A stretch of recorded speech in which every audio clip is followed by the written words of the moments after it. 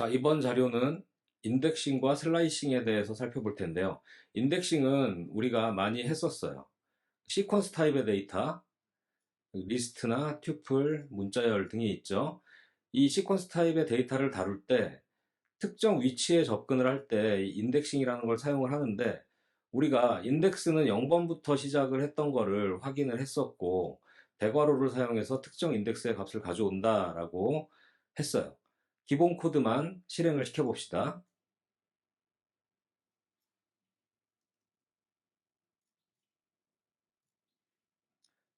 자, 이렇게 프루츠의 0번째, 첫 번째 방이죠. 그러니까 이 애플이 출력이 될 거고요.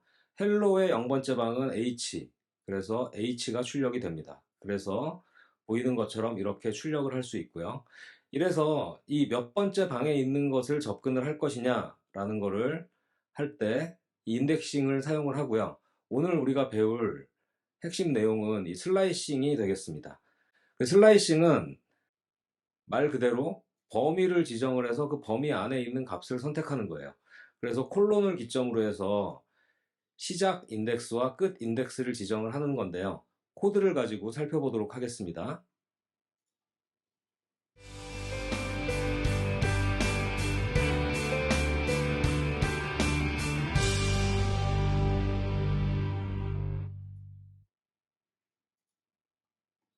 자, 실행 결과를 확인해 보면 이 후르츠에는 위에 보시는 애플부터 망고까지 5개의 데이터가 있는데, 인덱스가 시작 인덱스가 1이고요.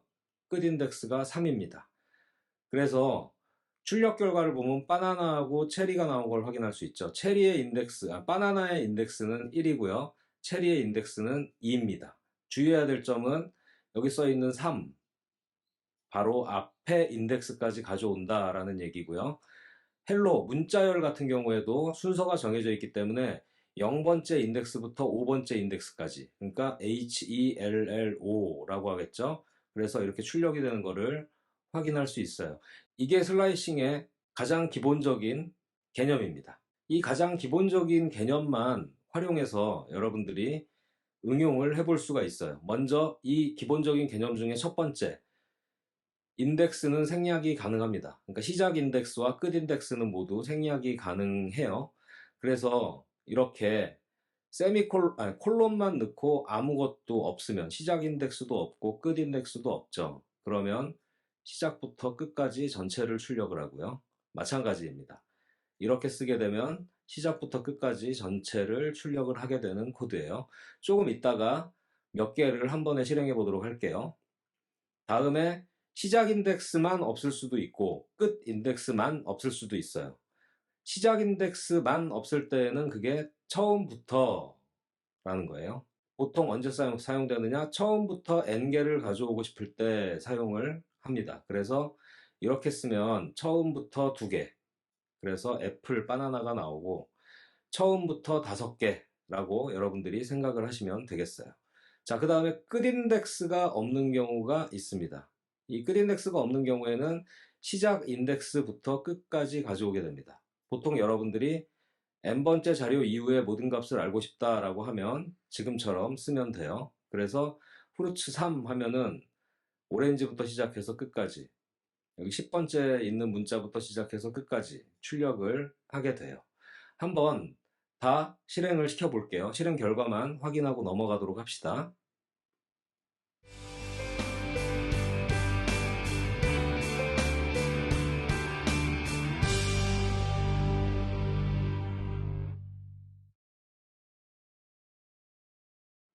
인덱스가 음수인 경우가 있습니다. 인덱스가 음수인 경우가 있는데, 이 음수면 마지막 자료부터 거꾸로 세는 것을 의미를 해요. 마이너스 1이 제일 마지막 자리를 의미합니다. 그래서 여러분들이 언제 사용하면 좋냐? 시작 인덱스에 마이너스 값을 사용할 경우에 마지막 n개 선택 이렇게 할 때 이렇게 선택을 할 수 있어요. 후르츠의 마지막 2번째부터 시작이죠. 여기 시작 인덱스입니다. 마지막 2번째부터 끝까지, 마지막 10개 단어부터 끝까지, 이렇게 해석을 할 수가 있어요.